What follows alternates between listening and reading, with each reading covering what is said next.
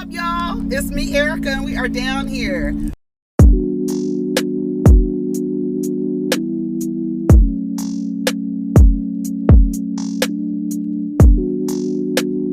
Peace, y'all. Take care of each other. Protect your energy. What's up, everybody? It's me, Erica, and this is your Salt Lake City review. We are down here. Listen, when it's at the house, it depends on the time of the day. It's late right now, so you're going to get a little laid back, okay? Real Housewives of Salt Lake City review. It was pretty good. Did they get a lot accomplished? I don't know what was going on between... I didn't understand what happened between Mary and Lisa. I didn't get it. Hopefully somebody can explain it to me. Okay, so we start off with Dewey and Jennie. They went out to have oysters and martinis, and I was like, I'm about to go and have me this weekend and go have me some oysters and martinis. That looked so good, and I haven't had oysters in a minute. Haven't had a martini in a minute. So I was like, I'm going because them damn oysters was looking so good. I love oysters. I love oysters. So they're basically talking about what is happening with the sister wife and the baby situation and having another baby and all this other stuff.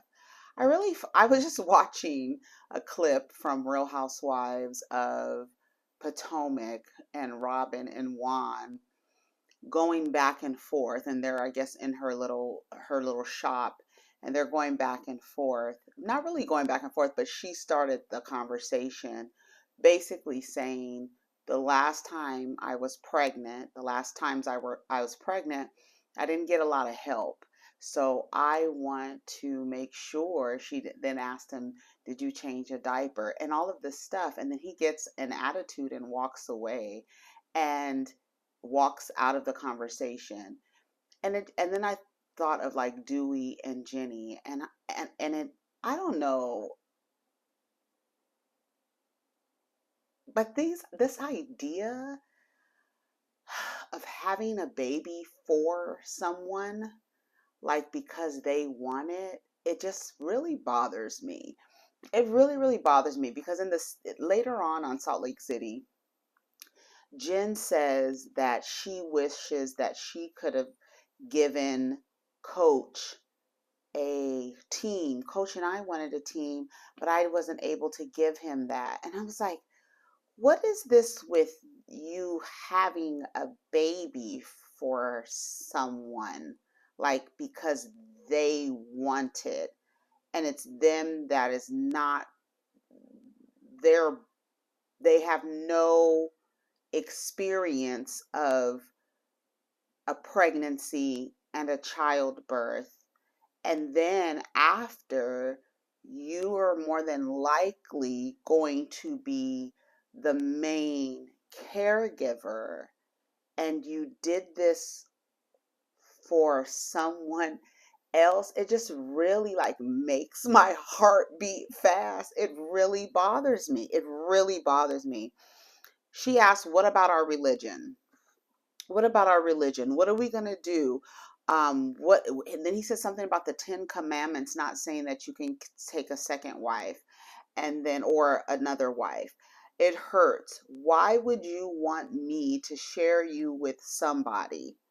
Because he's not thinking about you, Jennie. He's not thinking about what you want or how you would feel. He's thinking about himself. He has a void that he feels needs to be filled, and he wants you to fill it for him. Every March, you start acting like this. This was the month in which their baby passed, and he was the one who witnessed everything. She was under anesthesia, so she doesn't have that. She didn't experience the trauma of watching a child die. And I feel like I understood her when she said, I think you need to go talk to somebody about this because you want to put me through a pregnancy for something that you're dealing with, even to the point where you're like, we can take a sister wife. What? Like, are you serious? And this is to do what now? I don't know. He's like, I don't know what I want you to do. I don't know. And then he finally says, I'll think about it. You need to go see a professional. She says, in our culture, going to therapy is like saying that something is wrong with you. I'm like, hey, Jenny, in our culture too. And the Latinos can say, hey, baby, in our culture too. And the Indians can say, and the other Asians can say, in our culture too. There seems to be a template going on in all communities where therapy is frowned upon and looked at as if something is wrong with you. You know what I'm saying? I don't know. Seth and Meredith, y'all tell me what you think about that. That's how I feel about it. It's something in the pit of my stomach that it makes me sick. And I guess, there are some women that be like, oh, I'll have a baby for you. I'll have a baby for you. Well, what about, don't you want the baby too? Like, what are you having? Why are you putting, I don't know. Like, that's just not, I don't know. I don't know, y'all. I don't know. I don't know. Seth and Meredith go out. They're talking about the house. He says all he needs to see is Mother Nature. I'm with him. I love it. They're transitioning to a positive place, and he says, I don't know if you can tell, but I can't read your mind. So what are your expectations? They said they went to a discernment coach, and this is someone, or this a discernment therapist. This is someone who will tell you if you need to stay married or not. I would be a great discernment therapist.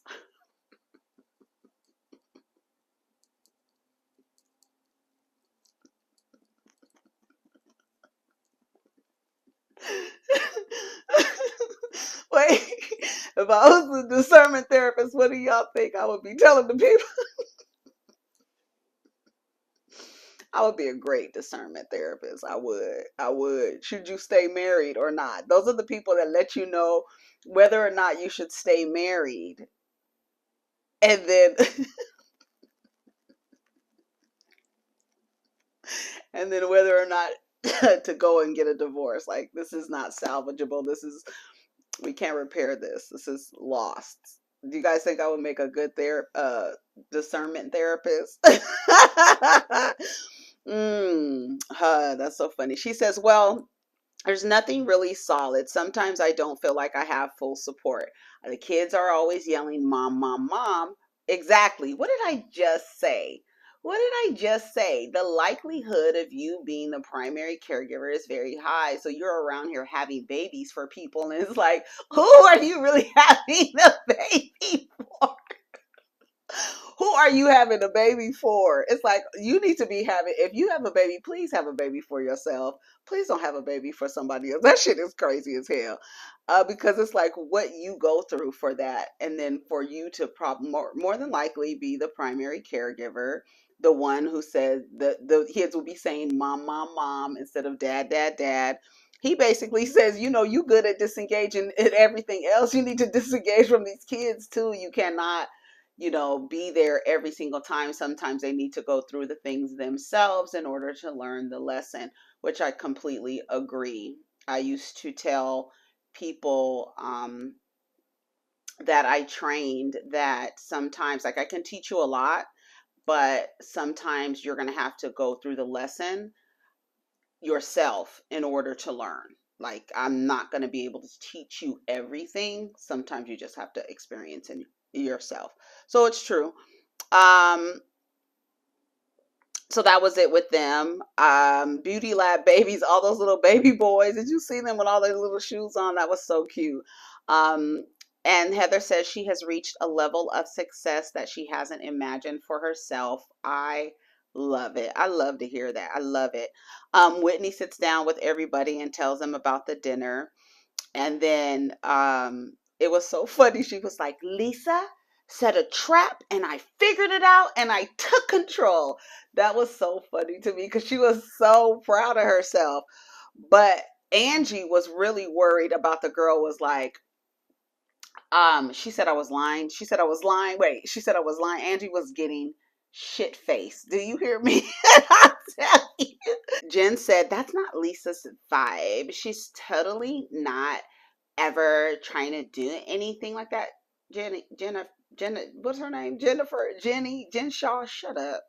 Shut up, please. Lisa said she did not want a relationship with Angie, which was crazy because it was like, y'all have been friends for 20 years and there's a misunderstanding where she blames you for trying to sabotage her event.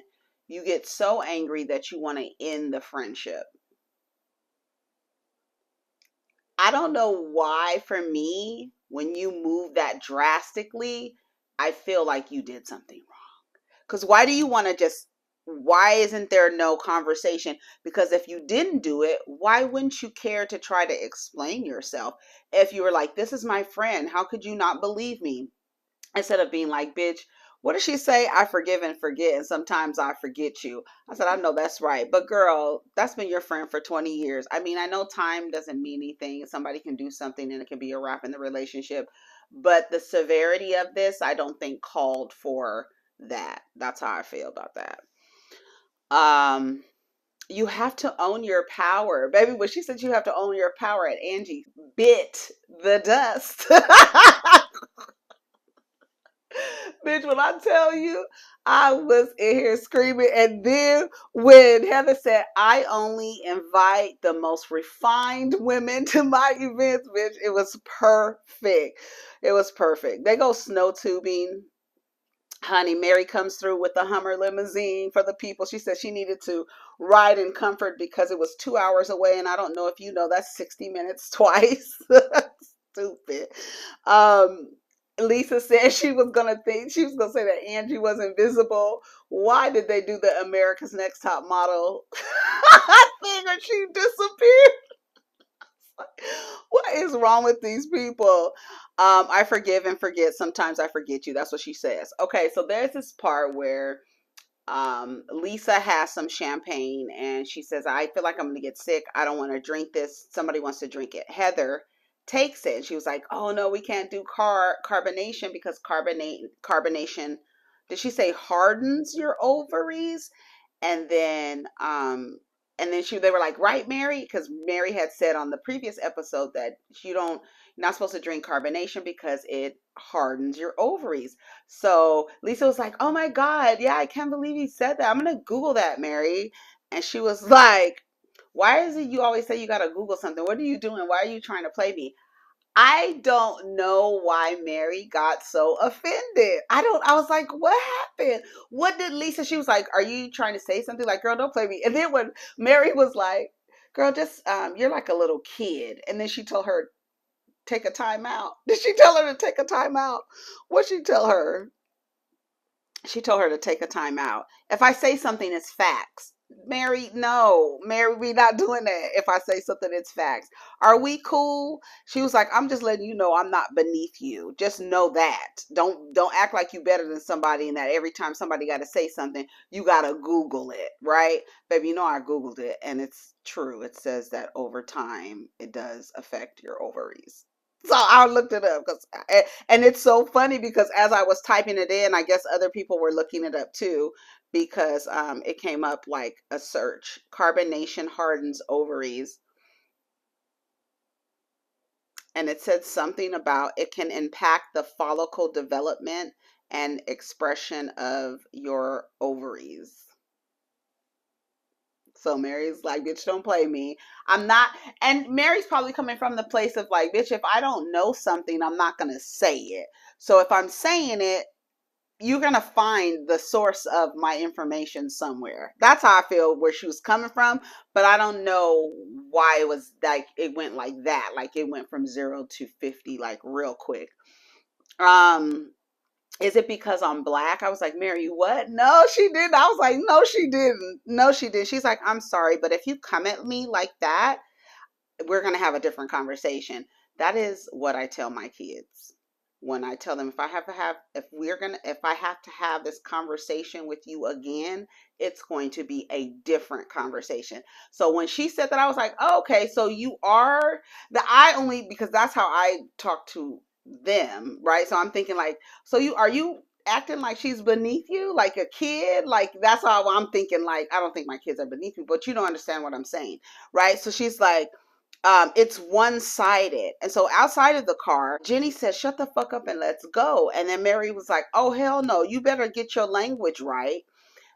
I didn't understand why all of that happened. It was just like very chaotic, and it seemed like it happened for no reason. Mary was offended by Lisa always saying, I'm going to Google something that you say, as if I don't believe what you say. But then she got out of the car and it was like, is it because I'm black? I'm not beneath you. So this is another, I don't understand. I just don't understand why that happened. I just don't. Get your language right. Jenny says, keep your mouth shut. You ain't my mom. And I didn't get that either. I think Jenny, remember I told you Jenny's not one to bite her tongue. Remember I told y'all that? I think Jenny she explained later that she was frustrated about, today was the anniversary of the death of her child. And so she was having a real hard time, and she was being triggered, and she didn't want nobody to talk down to her or feel like she's being talked down to. Heather asked Mary later at the top of the hill, they do their tubing or whatever, and she asked her at the top of the hill, like, did everything, what was that about? And she was like, oh no, we're good. I don't hold on to that kind of stuff. Mary, I don't know. You don't hold on to that kind of stuff? Okay. Maybe she just doesn't figure like we can, I don't know. I thought that was weird how she was kind of like blowing it off. Like she didn't want to talk about it. Even at the table, she wasn't eating at the table either. So I don't know if Mary eats that much, but I feel like you should put a little bit on your plate. I'm not going to govern how people should like eat amongst people, but it stands out a lot. Like I feel like what I would have done if I wasn't going to eat was probably put something on my plate so I wouldn't bring attention to myself. As that, like, why aren't you eating? You're the only one. That's probably what I would have done, because I'm like, that was odd. And then she was like, no, I'm going to eat. I didn't get it. Maybe she didn't like everybody picking over the food. I don't know. She's weird. Like, she's quirky. So we don't know what it was. The Sasquatch costumes, they were a bust. Sorry, Whitney. They were a bust. At lunch, Lisa gets upset and she says she doesn't want people to think the worst of her. Angie says to Lisa, Lisa says to Angie, unless you're saying sorry, I don't think that there's anything else to say, because they're trying to talk through their stuff. Mary blew the stuff off with Lisa so fast, but Lisa seemed to get really frustrated about everything. And she's like, I'm just not with this.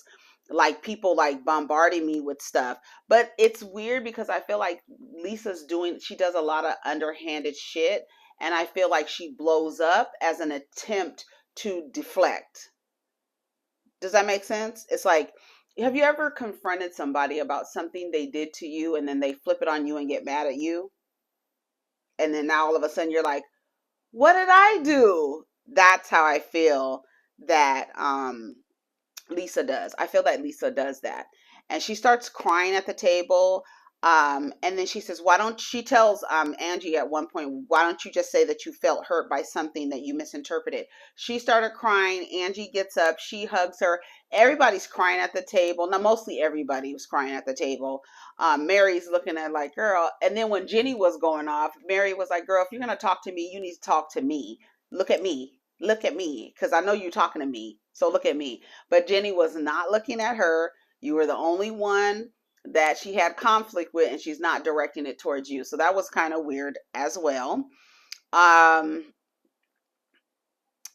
didn't do anything. A friend of 20 years doesn't do that. I want everybody to get off my back. I can't even say Google without someone getting upset. And then I'm sitting here and my friends, Jen and Meredith, are not saying anything. Bitch, when they show Meredith looking off to the side, it's like, bitch, this is so funny. It was a mess. It was a mess. Meredith was just looking off to the side. Jenny explains why she was triggered. And then that was it. Was that it? I think so. I feel like that was it. Why didn't I take any more notes? That was it. That was it. You gotta fluff your aura. Fluff your aura, everybody. Fluff your aura. I was like, yes, Whitney. She was like, I'm serious. You have to own your power. She's right, though. You have to own your power and you have to own your light. You have to own your power. You have to own your light. But baby, honey, Angie was light on her feet, baby, but she fell straight back. That was funny. They had some funny moments. Heather is really funny. Heather is really funny. She has a lot of jokes. When she was in the confessional, she was talking about, and Mary, I don't know where it came from, but Mary said was going off on Lisa, girl. Like, what? It was cute. It was cute. Anyways, y'all, that was it for the episode. Anything else? I think that was it. What do you guys think of Dewey? What do you think? I think it's just completely selfish. A lot of people say the storyline is fake. I just don't understand how a doctor can be so emotionally unreasonable. Like, this is really for yourself. You're doing it, you want it done for yourself. You're not thinking about her. That's why you want a sister wife, because you're not thinking about her. You would take her into consideration if that was the case, but it's not. It's not about her. And what did you think about Mary and Lisa? Did you think Mary overreacted? Did you think that saying is it because I'm black? What did you guys think about that? Did she just take it a little too far? Was she just being overly sensitive? And then next week, did you see that next week somebody from... So it's funny because as soon as somebody gets into it with Lisa, in the next scene, she's bringing somebody else. Like, it's some conflict with her. She's bringing somebody from Mary's past, and they're coming. How? Okay, so now you figure all the DMs that you got over since last year, you decided to bring one in and say, all right, I'm gonna bring you on the show. Like, she pulled, like that's why Portia don't want to be on Real Housewives of Atlanta next year, because Kenya will be bringing Fallon to the show, just bringing people from your past. Like, lady, what? How the fuck are you in an event with somebody from my girl? But we just got into it, and all of a sudden, okay, Lisa is conniving. She's conniving, and when you call her out on her shit, she throws a fit to deflect. That is what I see when I look at Lisa Barlow. Anyways, y'all, take care of each other. Protect your energy. Peace.